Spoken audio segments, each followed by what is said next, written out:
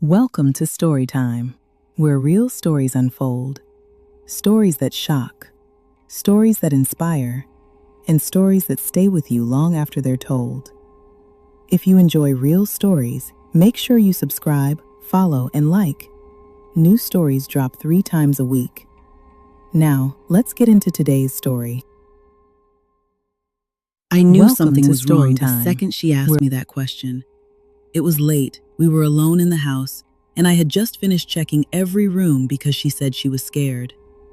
I came back downstairs, sat on the couch, and told her, "See, nobody's up there."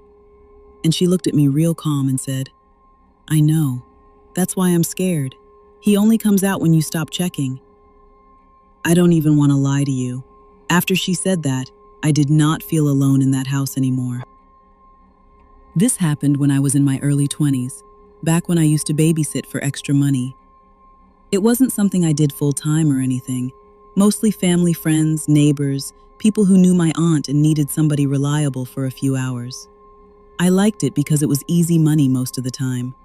Feed the kids, put on a movie, make sure nobody breaks anything, and go home. That's why this story still bothers me, because I walked into that house expecting a normal night. The family lived in one of those older 2-story homes in a quiet neighborhood. Nice area, big front porch, long hallway when you walked in, stairs off to the side leading up to the second floor. It looked like the kind of place where nothing bad was supposed to happen. I had only babysat there once before. The little girl was 6, maybe 7. Quiet, polite, one of those kids who seemed older than they were because they talked so seriously. She mostly kept to herself, coloring or watching cartoons, and she was easy to watch. Her mom had a dinner event that night and told me she probably wouldn't be back until a little after 11. Nothing unusual. I got there around 6:30. The house was clean, everything normal, and the mom gave me the usual rundown: pizza in the fridge, bedtime around 9, call if anything happens. Then right before she left, she hesitated for a second and said, "If she tells you she hears somebody walking upstairs, don't let it scare you. She's been doing that lately because her cousin told her ghost stories." Now me, I laughed. Not because I thought it was funny exactly, but because that sounded like normal kid stuff. Kids hear one creepy story and suddenly every shadow is haunted. So I said okay and didn't think anything of it. For the first hour or so, everything was fine.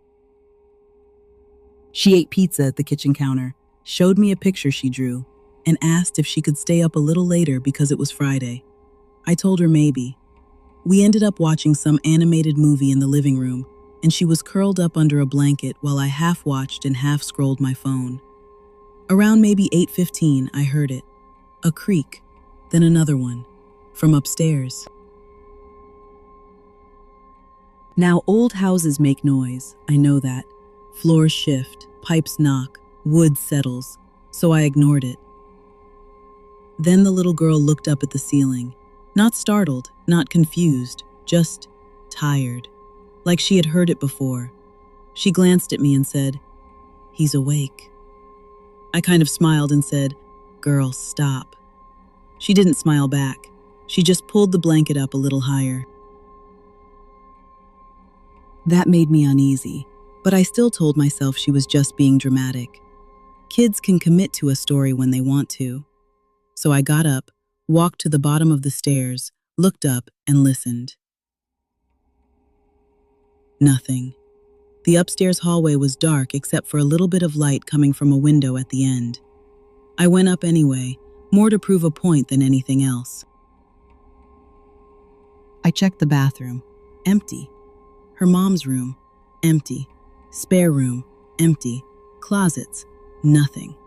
I even looked under the beds because at that point I was trying to be extra so she'd relax. Then I came back downstairs and told her, "See? Nobody's up there." That's when she said it, all calm. "I know. That's why I'm scared. He only comes out when you stop checking." I laughed again, but it came out wrong this time. Forced. I asked her who he was, and she shrugged like she didn't know. Then she said, "The man that walks from Mommy's room to mine." I felt cold all over after that. Still, I tried to stay rational. Kids say creepy stuff. They repeat dreams like they're real. They mix imagination with memory. I knew all that.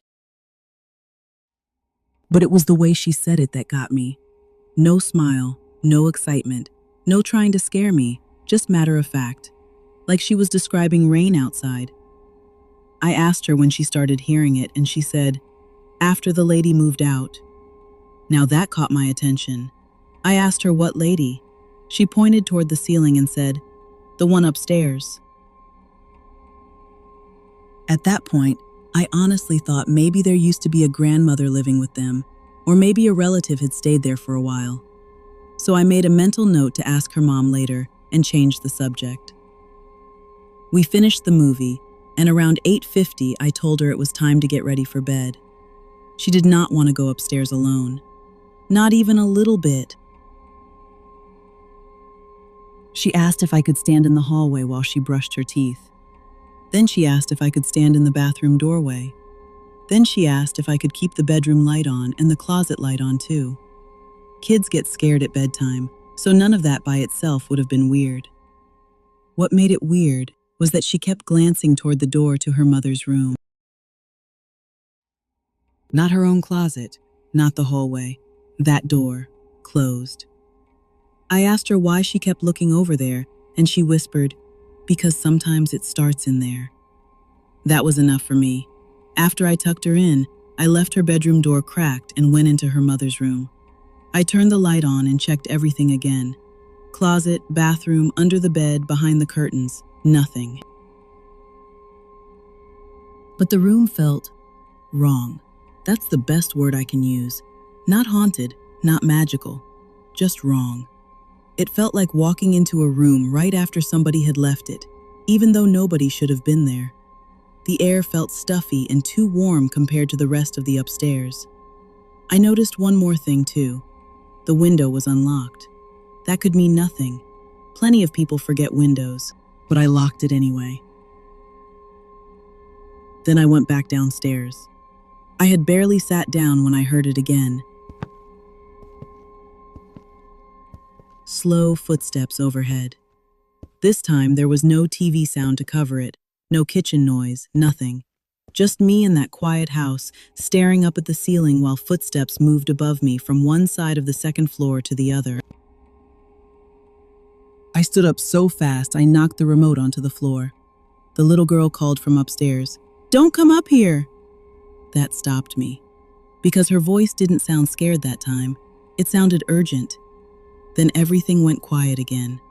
I went upstairs anyway. Her bedroom door was open wider than I left it. She was sitting up in bed, staring into the hallway. I asked if she got out of bed. She shook her head no. I asked if she heard that. She nodded. Then she pointed across the hall toward her mother's room. The door was open now. I know for a fact I had shut it. I know that. At this point, I stopped trying to explain it away. I took my phone out and called her mom, straight to voicemail. I texted her to call me as soon as she could. Then I did something I probably should have done way earlier. I called my aunt, because she was the one who had connected me with that family, and I needed somebody adultier than me to tell me I wasn't crazy. She picked up on the second ring, and I told her what was happening. She got quiet for a second and then said, "Leave the upstairs. Take the baby and sit in the car if you have to." The fact that she said it that fast made my heart start pounding. I asked her why she said it like that. And that's when she told me something nobody had bothered to mention. The mother had recently broken up with a man who used to stay there off and on. He didn't fully live there, but he had a key for a while, and after the breakup, she had changed the locks because she thought he had been coming by when nobody was home. That made everything worse immediately. Because now, this wasn't ghost story creepy anymore. Now it was real life creepy. I went back into the bedroom and told the little girl to grab her blanket and shoes because we were going downstairs. She moved fast, like she had been waiting for me to finally say it. As we started down the stairs, I heard something behind us, a soft sound, like pressure shifting on the floor upstairs. Not in front of us, behind us. I didn't look back. I just took her hand and kept moving. We got downstairs, and I grabbed my bag, my keys, and her little backpack from beside the couch. I told her we were going to wait in the car for Mommy, and right when we reached the front door, there was a thud from the second floor. Heavy, like somebody hit the wall or dropped their weight against the floor. I opened that door so fast. We got outside, down the porch steps, and into my car. I locked the doors immediately. The porch light was on, and from where I was parked, I could see the upstairs front windows. For maybe 30 seconds, nothing happened. Then a shadow moved past one of them. Not quick either, slow, like somebody walking by looking down. I called 911. While I was on the phone, the little girl was in the back seat. That's him. That's him.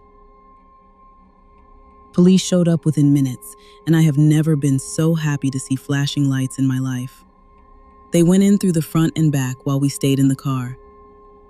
A few minutes later, one officer came back outside and asked me a bunch of questions about the ex. I told him everything my aunt had told me. They ended up finding him in a small storage space off the upstairs hallway. Not a regular closet. More like one of those narrow, unfinished attic access spaces with a little door. He had been inside there, inside that house, the whole time. Apparently, there were blankets in there, a bottle of water, snack wrappers, a flashlight. He had either gotten in earlier that evening or had been there before I even arrived. And that part still messes with me, because I keep thinking about all the times I walked past that hallway, not knowing somebody was inches away, listening. What police believed happened was this. When I went upstairs the first time and started checking rooms, he stayed hidden in that storage space. When I came back down, he started moving around again. And because the little girl had been hearing him for days or maybe weeks, she thought of him the same way kids think of monsters under the bed. Not as a real man, just the man upstairs. Her mom got home while police were still there, and I will never forget her face when they explained it. She kept saying, "I changed the locks," over and over. Come to find out, he had been using the upstairs window, the one that was unlocked. Whether she forgot to lock it that day or whether he had left it that way earlier, I don't know. But that's how he was getting in. And that unlocked window is the reason I still check every single one in my own house before bed to this day. The worst part didn't hit me until later, when I was home trying to calm down. I kept thinking about what the little girl said. He only comes out when you stop checking. That means she had noticed a pattern, which means this man had probably been doing this long enough for a child to figure out how he moved through that house. And that thought makes me sick. Because kids explain danger in the only way they know how. She wasn't telling ghost stories. She was describing a real person in the only words she had. After that night, I never babysat there again. Not because I blamed them. I didn't. I just couldn't walk back into that house and feel normal. The mom moved not long after, and for a long time I stopped babysitting altogether. Because once you've sat in a quiet house and realized the creepy thing a child keeps describing is not imaginary, it changes the way you hear every sound after that. Even now, if a kid says something odd with that calm little voice kids have when they're being dead serious, I pay attention. Immediately. Because adults love to explain everything away. Kids are just scared. Kids imagine things. Kids tell stories. Sometimes that's true, but sometimes they're the only ones telling you what's really there. So yeah, when people ask me why I take kids seriously when they say weird things, that's why. Because that little girl was never talking about a ghost. She was trying to tell me there was a man upstairs. And the scariest part is, she had gotten so used to hearing him, she thought that was normal. And that's the end of the video. If this video kept you locked in, make sure you like, subscribe, and drop a comment below. Your support helps bring more real stories to the channel. Don't forget to turn on notifications so you're the first to know when a new story drops. We post real stories 3 times a week. Until the next one, stay locked in. Real stories only. This is Story Time.